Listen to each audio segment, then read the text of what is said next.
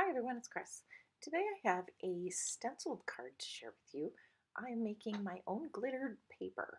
So I'm going to show you how to do this.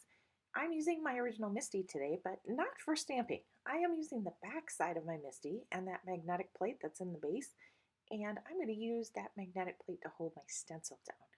I'm using a 6x9 stencil. This is from A Colorful Life. It is called Feathery Leaves, and it's a large, kind of a floral image. I don't know what kind of flowers they are, but it's really pretty and has a lot of intricate details. And I'm going to be brushing in the background color using the life-changing brushes from Picket Fence Studios. I'm using In the Navy ink. This is from Gina K Designs. And I'm just very lightly adding the ink with these really fuzzy bristles of this life-changing brush. I'm not being terribly consistent in color. I kind of want a little bit of a mottled look. And I'm just kind of working that in. I did have to use my nails to kind of hold a few of those little petals down because it is so intricate that it does move slightly. But you can see that it worked just fine. And now I'm going to put the stencil just slightly in a different direction, and I'm going to ink it again. This time I'm not adding any more ink to my brush. There's plenty of ink left, and I just want a really faint light blue. So I'm just going over the whole thing again without re-inking. This is going to give me that really subtle fade and an interesting pattern with this stencil. I'm just going to work all of that ink from those bristles there and peel that up. And now I have this really subtle pattern over my first stenciling. Now I'm going to turn it into a glitter card or glitter paper. So here is just this empty box. It is like from an assignment kit from some time ago, and I'm using Elmer's Craft Bond spray adhesive.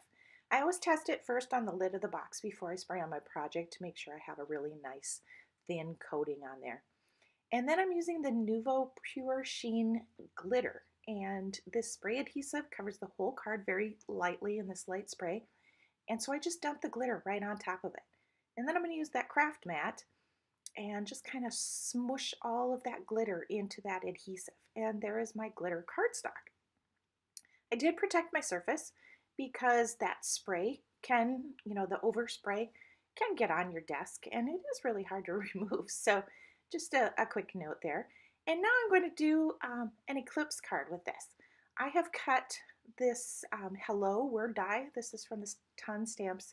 It is bold greetings. And I have cut it 3 times with white cardstock, a heavyweight Gina K cardstock. And now I'm just going to glue those letters together to give it a nice thick, almost like a chipboard thickness. So I'm just lining those up. I'm using art glitter glue and my little sticky tool to kind of place those in there. And then I have die cut the word from my glitter cardstock that I made. And I'm going to glue that down to just a white card base. And then I'm going to put these letters back in. First, I'm going to put my thick layered letters of the white cardstock in the holes.